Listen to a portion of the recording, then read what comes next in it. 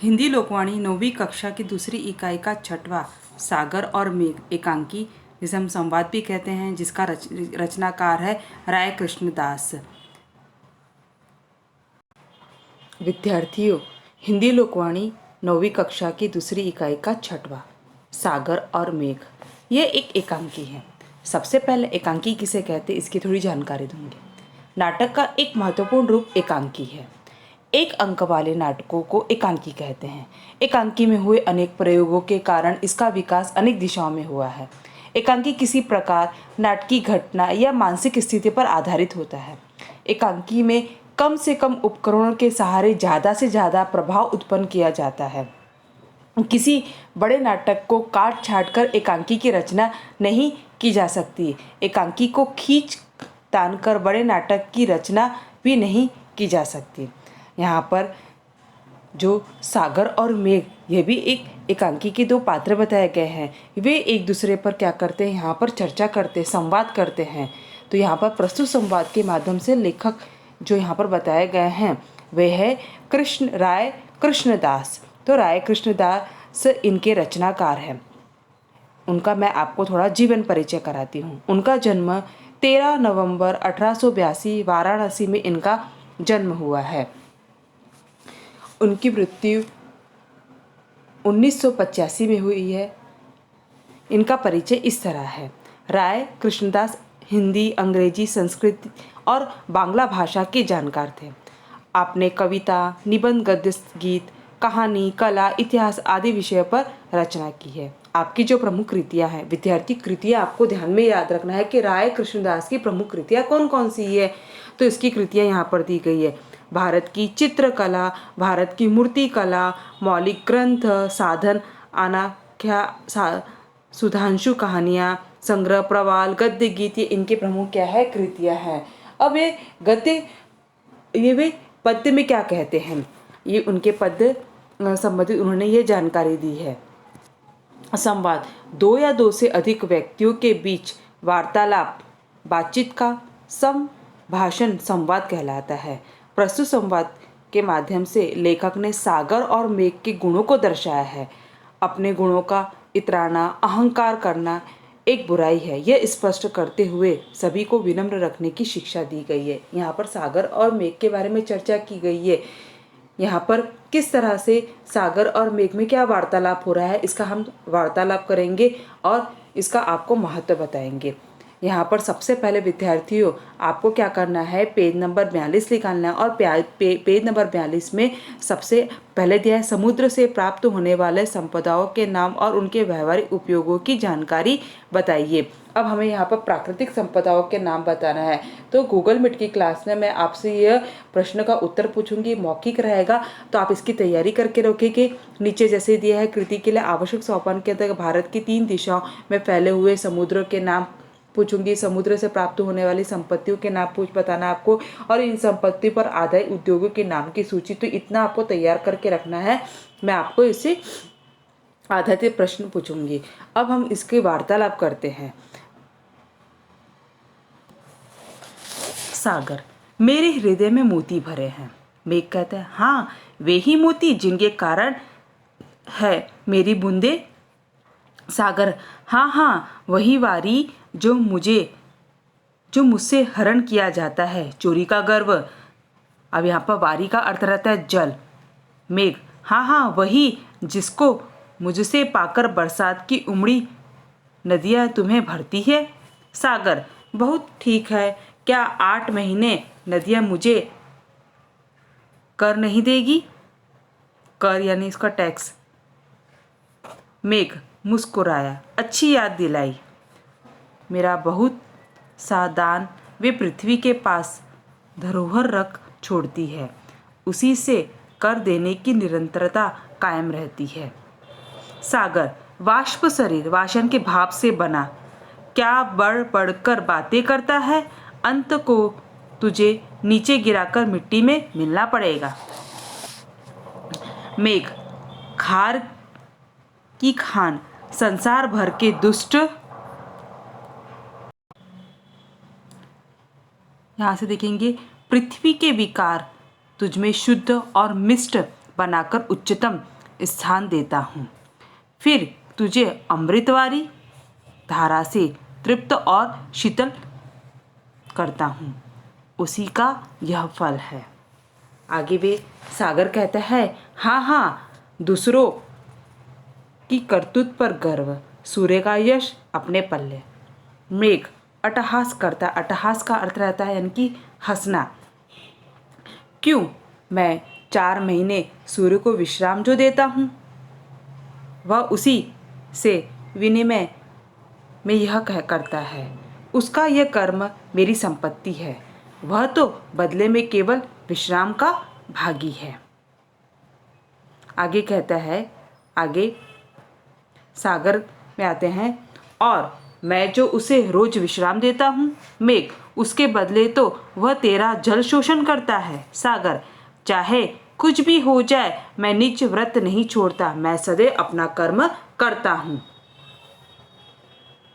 मेघ इठलाकर यानी कि इतराकर, धन्य रे तेरी व्रति, मानो श्रद्धापूर्वक तू सूर्य को वह दान देता है, क्या तेरा जल वह हठात नहीं हरता? हठात यानी बलपूर्वक। सागर गंभीरता से, और वाड़व, वाड़व का अर्थ है समुद्र जल में अंदर वाली जो अग्नि रहती है उसे हम क्या कहेंगे? वाड़व। जो मुझे नित्य जलाया करता है तो भी मैं उसे छाती में लगाए रहता हूँ, तनिक उस पर तो ध्यान दो। मेघ कहता है, मुस्कुरा दिया, हाँ, उसमें तेरा और कुछ नहीं, शुद्ध स्वार्थ है, क्योंकि वह तुझे तो जलाता न रहे तो तेरी मर्यादा न रह जाए। सागर गरज कर, तो उसमें मेरी क्या हानि? हाँ, प्रलय अवश्य हो जाए। अब पेज नंबर 43 निकालेंगे। यहाँ देखेंगे मेघ वापस कहता है एक सांस लेकर, हाँ, यह हिंसा वृत्त और क्या, मर्यादा नाश क्या कोई साधारण बात है? सागर, हुआ करे, मेरा आयास तो बढ़ जाएगा। आगे वे कहते हैं, आयास का अर्थ यानी कि प्रयत्न, वृत्ति यानी व्यवहार, मर्यादा यानी सीमा। आयास को हम प्रयत्न भी कहते हैं और परिश्रम भी कहते हैं। सागर, ये हुआ करे, मेरा आयास तो बढ़ जाएगा यानी मेरा प्रयत्न तो बढ़ जाएगा। मेघ, उच्छलता की इतनी बड़ाई, यहाँ पर उसको कहते उत्पात, इसका अर्थ क्या होगा? इसका अर्थ है उत्पात। सागर, सागर कहता है, सागर अपनी और तो देख, जो बादल होकर आकाश भर में इधर से उधर मारा मारा फिरता है। मेघ, धन्य तुम्हारा ज्ञान, मैं यदि सारे आकाश में घूम फिर के संसार का निरीक्षण न करूं और जहां आवश्यकता हो जीवन दान न करूं तो रसा निरस हो जाए, उर्वरा से वंध्या हो जाए। वंध्या यानी अनुपजाऊ हो जाए, रसा यानी पृथ्वी, उर्वरा यानी उपजाऊ बताया गया है। तू नीचे रहने वाला ऊपर रहने वालों के इस महत्व को, इस तत्व को क्या जाने। सागर कहता है, यदि तू मेरे लिए ऊपर है तो मैं तेरे लिए ऊपर हूँ, क्योंकि हम दोनों का आकाश एक ही है। मैं कहता, हाँ, निसंदेह ऐसी दलील वे ही लोग कर सकते हैं जिनके हृदय में कंकड़ पत्थर, शंख और घोंगे भरे हैं। सागर कहता है, बलहारी तुम्हारी वृद्धि की, जो रत्नों को कंकड़ पत्थर और मोतियों को सीप घोंगे समझते हो। मेघ, तुम्हारे भीतर रत्न बचे कहाँ हैं? तुम तो कंकड़ पत्थर को भी रत्न समझ बैठे हो। सागर कहता है, और मनुष्य जो इन्हें निकालने के लिए नित्य इतना श्रम करते हैं तथा प्राण खोते हैं। मेघ, वे स्पर्धा करने में मर जाते हैं। सागर, अरे अपनी सीमा में रमने की मौज की अस्थिरता समझने वाले मूर्ख, तू ढेर सा हल्ला ही करना जानता है कि हाँ, मैं गरजता हूँ तो बरसता भी हूँ, तू तो। सागर कहता है, यह भी क्यों नहीं कहता कि व्रज भी निपातित यानी कि गिरा हुआ करता हूँ। हाँ, मैं आततायु को समुचित दंड देने के लिए, समुचित का इनके उचित या उपयुक्त दंड देने के लिए की स्वतंत्रता का पक्ष छेदने करने के लिए, उन्हें अचल बनाने के लिए। मेघ कहता, हाँ तू संसार को दीन करने वाली उच्छृंखलताओं का पक्ष क्यों ना लेगा, तू तो उन्हें छिपाता है ना। सागर कहता है, मैं दीनों की शरण अवश्य हूँ। सच है अपराधियों के संगी, यही दोनों की सहायता है कि संसार के उत्पातियों और अपराधियों को जगा देना और संसार को सदैव भ्रम में डाले रहना। सागर कहता है, दंड उतना ही होना चाहिए जितना दंडित चेत जाए। दंडित यानी जिसे दंड मिला हो। चेत यानी सावधान, उसे त्रास यानी भय हो जाए। अगर वह अपाहिज हो गया तो। मेघ, हाँ यह भी कोई नीति की आतताई नित्य अपना सिर, पेज नंबर आगे 44-44 निकालेंगे, उठाना चाहे और शासक उसी की चिंता में नित्य शस्त्र लिए खड़ा रहे, अपने राज्य की कोई उन्नति न करने पावे। सागर कहता है, भाई अपने क्रोध को शांत करो। सागर किसे कहे? मेघ को कहता है, क्रोध में बातें बिगड़ती है क्योंकि क्रोध हमें विवेकहीन बना देता है। मेघ, कोई थोड़ा शांत होते हुए, हाँ यह बात तो सही है, हम दोनों ने अपने अपने क्रोध को शांत कर लेना चाहिए। सागर कहता, तो आओ हम मिलकर जल कल्याण के विषय में थोड़ा विचार विमर्श कर ले। मेघ, हाँ मनुष्य हम दोनों पर बहुत निर्भर है। प्रतिवर्ष किसान हमारी आतुरता यानी उत्सुकता से प्रतीक्षा करता है। सागर, मेरे छार यानी खार से मनुष्य को नमक प्राप्त होता है जिससे उसका भोजन स्वादिष्ट बनता है। मेघ, सागर भाई हमें कभी आपस में उलझना नहीं चाहिए। सागर, आओ प्रतिज्ञा करते हैं कि हम कभी घमंड में एक दूसरे को अपमानित नहीं करेंगे बल्कि मिलकर जल कल्याण के लिए कार्य करेंगे। मेघ, मैं नदियों को भर तुमको भेजूंगा। सागर, मैं हिसाब से उन्हें उपकार सहित ग्रहण करूंगा। यहाँ पर विद्यार्थियों सागर और मेघ के बारे में चर्चा हो रही। दोनों ने पहले अपनी बहुत प्रशंसा की, बहुत बढ़ाई करी और दोनों ने एक दूसरे को समझा कि हम दोनों बहुत अभिमान कर रहे हैं, हमें अभिमान नहीं करना चाहिए। तो वो दोनों एक दूसरे को शांत रहने के लिए करते हैं और हमें वो सोचते हैं कि हमें जल कल्याण के लिए थोड़ा विचार करना चाहिए। तो दोनों जने क्या करते हैं, मिलकर प्रतिज्ञा करते हैं कि हम किसानों के लिए पानी देंगे। किसान हमारी प्रतिवर्ष उत्सुकता से हमारी राह देखता है और सागर बोलता है कि मेरा जो नमक रहता है, छार रहता है, उसे लोगों को नमक प्राप्त होता है। तो इस हमें संवाद के माध्यम से हमें बार बार एक ही शिक्षा मिल रही है कि हमें कभी भी किसी का नुकसान नहीं करना चाहिए, हमें सृष्टि के लिए, हमें दूसरों का भला करने के लिए कार्य करना चाहिए। विद्यार्थियों, यहाँ पर मौलिक सृजन में दिया गया है परिवर्तन सृष्टि का नियम है। इस संदर्भ में अपना मत व्यक्त कीजिए। मौलिक सृजन में हमें सोचना है कि सही में परिवर्तन सृष्टि का, हम देखते हैं कि आए दिन इस सृष्टि में परिवर्तन हो रहा है और इस परिवर्तन के आधार पर हमें आगे बढ़ना है। अभी हम देख रहे हैं कि हमारी सृष्टि में परिवर्तन किस रूप में हुआ है, एक वायरस के रूप में परिवर्तन हुआ है। तो ये सृष्टि का जो नियम है, इस नियम के अनुसार हमें आगे बढ़ते रहना चाहिए और आने वाली जितनी भी लड़ाई है उसका सामना करते हुए हमें निरंतर आगे बढ़ते रहना चाहिए। पठनी के अंतर्गत है प्राकृतिक परिवेश के अनुसार मानव के रहन सहन संबंधी जानकारी पढ़कर चर्चा करें। अब प्राकृतिक परिवेश, इसके आधार पर हमें क्या करना चाहिए कि मानव के रहन सहन संबंधित जानकारी प्राप्त करना चाहिए।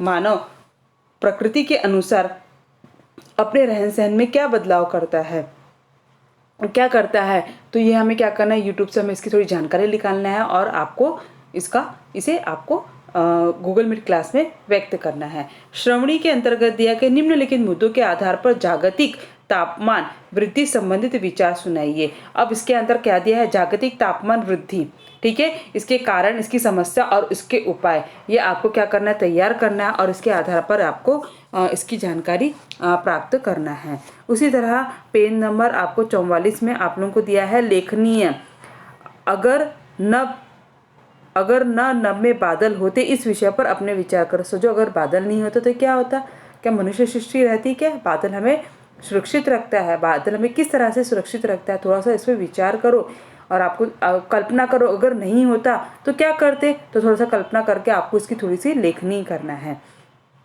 उसी प्रकार दूरदर्शन पर प्रतिदिन दिखाई जाने वाले तापमान संबंधी जानकारी देखें। संपूर्ण सप्ताह के तापमान में किस तरह का बदलाव पाया गया है इसकी तुलना करके टिप्पणी तैयार करें। आप विद्यार्थी एक हफ्ते से दूरदर्शन देखिए, दूरदर्शन में तापमान देखिए, या फिर हम समाचार पत्र देखते हैं उसमें भी तापमान पता है, और उस तापमान की तुलना करें आज के तापमान कल के तापमान में। जैसे कि आज रविवार है तो सोमवार के तापमान में देखें तो ये 8 दिन में तापमान में क्या परिवर्तन आया है, इसके आधार पर हम उसकी जानकारी तैयार कर सकते हैं। उसके पाठ से आगे मोती कैसे तैयार होता है इस पर चर्चा करें और दैनिक जीवन में मोती का उपयोग करें। अब मोती, आपको पता है मोती कहाँ से, मोती समुद्र में से प्राप्त होता है, और दैनिक जीवन में मोती का क्या उपयोग है, मोती के क्या क्या बनाए जाते हैं, मोती के आभूषण बनाए जाते हैं, इसका उपयोग किस किस तरह से किए जाते हैं ये आपको लिखना है। ये आपको स्वयं अपने मन से करना है। उसी तरह हमें पृष्ठ नंबर 45 निकालना है।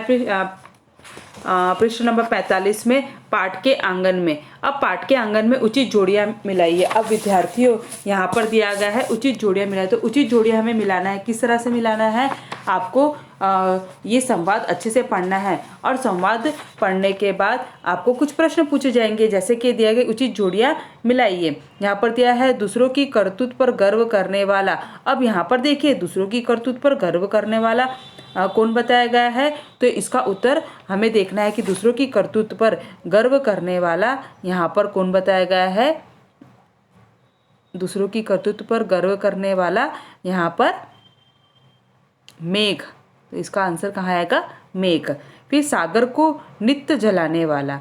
अब सागर को नित्य, प्रश्न पहले देखो, सागर को नित्य जलाने वाला। अब सागर को नित्य जलाने वाला कौन सा है, मैंने आपको बताया था, तो इसका उत्तर आएगा सागर को नित्य जलाने वाला आएगा वाड़व, यानी कि अंदर अग्नि रूपी आग का गोला रहता है, वो सागर को नित्य जलाता है।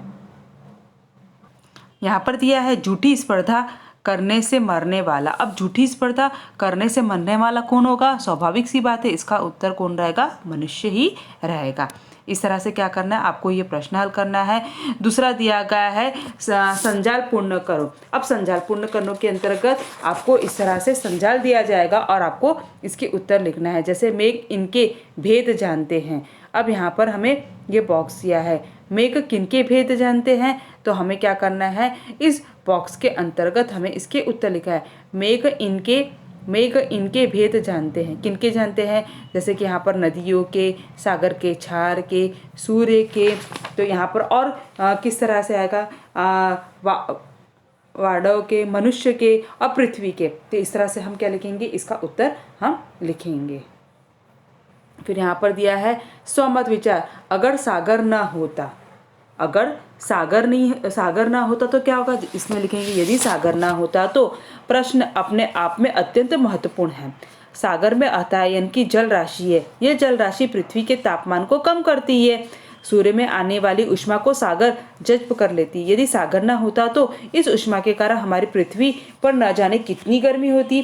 सागर में इतनी विशाल जल राशि होती तो जल भाप के रूप में बादल बन जाता, वह हम कहाँ से लाते। बारिश की कमी हो जाती, सभी प्राणी मीठे जल से वंचित रह जाते। पृथ्वी पर वनस्पति न होती तो जीव जंतु का अस्तित्व ही समाप्त हो जाता। तो इसलिए सागर का हमारे जीवन में बहुत अधिक महत्व है। फिर यहाँ पर ये होने के बाद आपको यहाँ पर भाषा बिंदु दिया गया। निम्नलिखित वाक्य में सर्वनाम और क्रिया छाटकर भेद सहित लिखिए। विद्यार्थियों, मैंने आपको सर्वनाम किसे कहते हैं और क्रिया किसे कहते हैं ये मैंने आप लोगों को समझाया था। सर्वनाम किसे कहते हैं, संज्ञा के बदले जो आए वो क्या कहता है, सर्वनाम कहलाता है। तो इसके अंतर्गत यहाँ पर आप लोगों को इस बॉक्स के अंतर्गत ये आपको अच्छे से पढ़ना है। जैसे कि यहाँ पर दिया है, चाहे कुछ भी हो जाए मैं निज व्रत नहीं छोड़ता, मैं सदैव अपना कर्म करता हूँ और अन्यों से करवाता हूँ। अब मैंने आपको बताया था सर्वनाम संज्ञा के बदले आता है तो इसके मैं, तुम, यह शब्द का प्रयोग किया जाता है। तो इसमें से मुझे अगर सर्वनाम ढूंढना है तो सर्वनाम में कौन सा शब्द आएगा, जैसे कि मैं आ जाएगा, कुछ आ जाएगा और अन्यों, ये सब क्या हो जाएगा, ये जैसे कि मैं शब्द हूँ, मैं हूँ प्रथम पुरुषवाचक, क्या है ये, प्रथम पुरुषवाचक आएगा मैं। उसके बाद कुछ, जो ये कुछ रहेगा ये अनिश्चयवाचक है। कौन सा है ये? अनिश्चयवाचक। ये अनिश्चयवाचक सर्वनाम है। आगे ध्यान में, ये अनिश्चयवाचक सर्वनाम है। और अन्यों से, यानी कि अन्यों से ये क्या होगा? अन्य पुरुषवाचक। ये क्या होगा? हमारा अन्य पुरुषवाचक सर्वनाम। आगे ध्यान में, इस तरह से। उसके बाद क्रिया। अब आपको क्रिया पूछी गई है, तो क्रिया में जैसे कि हो जाए, हो जाए कौन सी? क्या? अक्रमक क्रिया। फिर उसके बाद छोड़ता है, ये क्रिया ही करता है ना, तो छोड़ता है, छोड़ता है, ये है सक्रमक क्रिया। करता हूँ, यहाँ पर मैं करता हूँ, ये कौन सी क्रिया है? संयुक्त क्रिया, यानी कि किसी के साथ में कोई कार्य करता हूँ। और करवाता हूँ, किसी से मैं करवाता हूँ, तो ये कौन सी क्रिया होगी? हमारी प्रेरणात्मक क्रिया। फिर से बता रही हूँ, अकर्मक हो जाए, यह कार्य चाहे कुछ भी हो जाए, ये क्या है? अकर्मक क्रिया। छोड़ता हूँ, यानी कि वह व्रत नहीं छोड़ता, छोड़ता हूँ, तो यहाँ पर कौन से? सक्रमक क्रिया। कर्म करता हूँ, ठीक है, ये क्या करता? करता हूँ, ये कि किसी के सहारे लेकर कोई कार्य करता, अपना कर्म करता, अकेले तो नहीं करता ना, तो ये संयुक्त है। और करवाता हूँ, विद्यार्थी याद रखना, करवाता हूँ या करता हूँ, करता यानी कि किसी का सहारा लेके करता, और करवाता हूँ यानी कि किसी को प्रेरणा देता, तो ये कौन सी क्रिया होगी? हमारी प्रेरणात्मक क्रिया होगी। तो परीक्षा के अंतर्गत आपको इस तरह से बॉक्स दिए जाएंगे, यहाँ पर सर्वनाम शब्द पूरा लिखेंगे, और यहाँ पर क्या लिखेंगे आप? क्रियात्मक शब्द लिखेंगे। उसी तरह से प्रश्न 2 यहाँ पर दिया गया है, निम्न शब्दों में से संज्ञा तथा विशेषण पहचान कर भेद सहित लिखिए। अब हमें क्या लिखना है? संज्ञा। संज्ञा मैंने आप लोगों को बताया था, संज्ञा क्या रहता है? जैसे कि यहाँ पर दिया संज्ञा के कुछ शब्द बताए, जैसे कि मोहन, ठीक है, फल, यहाँ पर टोकरी, आम, यहाँ पर दिया है बेर भी दिया है, अंगूर दिया है, गुच्छे दिया है, और पानी दिया है। ठीक है विद्यार्थी, ये पूरे हमें संज्ञा के पूरे शब्द दिए गए हैं। अब संज्ञा के शब्द के अंतर्गत मैंने आपको किसी व्यक्ति, जाति, स्थान, भाव या अवस्था के नाम को संज्ञा कहते हैं, मैंने बताया था। तो मोहन जो बताया गया है, ये मोहन जो बताया गया है, ये हमारा व्यक्तिवाचक संज्ञा है। कौन सी संज्ञा है? हमारी व्यक्तिवाचक संज्ञा है। फल, फल, यहाँ पर जो फल दिया है, फल क्या एक ही रहता है? फल तो भिन्न भिन्न प्रकार का रहता है, जैसे कि आम है, संतरा है, केला है, अलग अलग फल है। फल बहुत सारे आगे जहाँ पर फल शब्द का प्रयोग किया जाता है, तो ये कौन सी संख्या होगी? हमारी जातिवाचक संख्या। ठीक है। उसी तरह टोकरी, टोकरी एक तो नहीं है ना, टोकरी बहुत सारी अलग अलग रहती है, कोई फलों की रहती है, कोई खिलौनों की रहती है, तो इसकी भी जाति रहती है, तो ये भी क्या होगी? हमारी जातिवाचक संज्ञा। उसी तरह आम, अब यहाँ पर आम के भी विद्यार्थी अलग अलग रूप रहते हैं। मैंने कोई आम का तो नाम नहीं, आपूस आम नहीं बोला, अगर मैंने आपूस आम बोला रहता तो ये व्यक्तिवाचक आता, मगर आम के भी भिन्न प्रकार आते, इसलिए क्या होगी? हमारी जातिवाचक संख्या। बेर का भी छोटे बेर, बड़े बेर, तो ये भी क्या होगा? हमारी जातिवाचक संख्या। अंगूर, काला अंगूर भी रहता है और हरा अंगूर भी रहता है, तो ये भी क्या है? हमारी जातिवाचक संख्या। अब गुच्छे, अब यहाँ पर हमें शब्द आ रहा है गुच्छे। अब यहाँ पर जो गुच्छे दिया गया है, ये गुच्छे किसी भी गुच्छे, या फिर अंगूर का गुच्छा हो सकता है या फूलों का गुच्छा हो सकता है, तो ये कौन सा होगा? हमारा समूहवाचक। क्या होगा? ये हमारा होगा समूहवाचक संज्ञा। ठीक है। उसी तरह यहाँ पर मैंने आपको बताया था पानी। अब यहाँ पर पानी, पानी ये कौन सा है? यह द्रव्य पदार्थ है, तो ये हमारी कौन सी होगी? द्रव्यवाचक संख्या। आगे ध्यान में, ये हमारी है द्रव्यवाचक संज्ञा। आगे ध्यान में, उसी तरह हमें बताया गया विशेषण शब्द ढूंढो। अब हमें विशेषण ढूंढना है, तो विशेषण के अंतर्गत हमें यहाँ पर देखना है कुछ, ये कुछ, उसके बाद रसीले, यहाँ पर रसीले दिया है, उसके बाद थोड़े, और उसके बाद दिया गया है साफ। ठीक है, तो ये क्या है? हमारा विशेषण है। जैसे कि कुछ दिया गया, कुछ की कोई संख्या निर्धारित है क्या? तो ये कुछ जो हमारा होगा संज्ञा और सर्वनाम की जो विशेषता बताता है उसे हम विशेषण कहते हैं। मैंने आपको विशेषण बताया, संज्ञा और सर्वनाम की जो विशेषता बतलाता है उसे हम विशेषण कहते हैं। जैसे कुछ शब्द दिया गया है, तो कुछ में संज्ञा शब्द या 4 भी हो सकता है, अधिक भी हो सकता है, तो कुछ के लिए ये कौन सा विशेषण हुआ? संज्ञावाचक विशेषण। कौन सा विशेषण हुआ? ये संख्यावाचक विशेषण। उसके बाद यहाँ पर उसके बाद ये रसीले। अब यहाँ पर रसीले शब्द का प्रयोग किया, तो रसीले क्या है? किसी प्रशंसा कर रहा है, तो ये क्या हुआ? यहाँ पर गुणवाचक विशेषण। क्या हुआ? ये हमारा गुणवाचक विशेषण। उसके प्रकार थोड़े, मैंने विद्यार्थी आपको फिर से बताया था, थोड़े शब्द जहाँ अगर दिया है तो थोड़ा यानी कि थोड़ा सा, जैसे कि थोड़ा सा मुझे दीजिए, मगर उसका कुछ परिणाम है नहीं, तो इसको ये कौन सा विशेषण होगा? परिमाण। ठीक है, ये कौन सा होगा? परिमाणवाचक विशेषण। आगे ध्यान में, उसी तरह यहाँ पर दिया गया है साफ। ठीक है, यहाँ पर ये भी सुंदरता का वर्णन किया गया है, तो ये कौन सा हमारा होगा? गुणवाचक विशेषण। आगे ध्यान में, इतना याद रखना, संज्ञा और सर्वनाम की जो विशेषता बताता है उसे हम क्या कहते हैं? विशेषण कहते हैं। विद्यार्थियों, मैंने आप लोगों को पहले ही बोला था आपको थोड़ी सी तैयारी करना है। मैं आपको थोड़ा सा बता दी, जैसे समुद्र से प्राप्त होने वाली संपदाओं के नाम पूछे गए, तो आप इसका उत्तर किस तरह से, आप भूगोल भी पढ़ते हो तो आपको थोड़ा सा ज्ञान होगा। जैसे कि हमारे देश में 3 दिशाएं हैं, पूर्व में बंगाल की खाड़ी है, पश्चिम में अरब सागर और दक्षिण में हिंद महासागर है। समुद्र में हमें तरह तरह की संपत्ति प्राप्त होती है। ये कौन कौन सी होती है? जैसे तरह तरह की मछलियाँ, केकड़े, कछुए, खाद्य सीपियाँ तथा अन्य अनेक जीव समुद्र में से ही हमें मिलते हैं। इसके अलावा हमें शंख, सीपिया, घोंगे आदि भी समुद्र से मिलते हैं। समुद्र के पानी से हमें नमक भी बनाया जाता है। समुद्र से गैस भी हम प्राप्त करते हैं।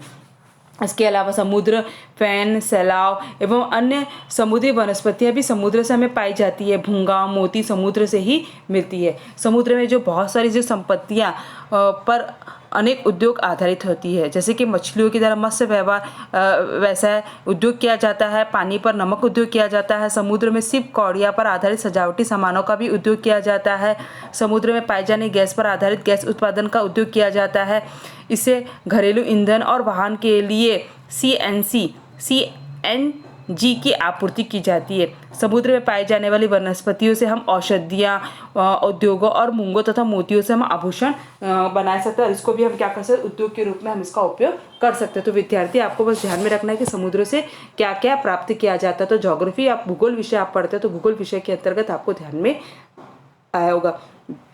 इसके आधारित मैंने आपको जो प्रश्न दिए वो प्रश्न आपको हल करना है। नोटबुक में इसके प्रश्नोत्तर आपको व्यवस्थित लिखना है। यह एकांकी हमारे यहाँ समाप्त होता है।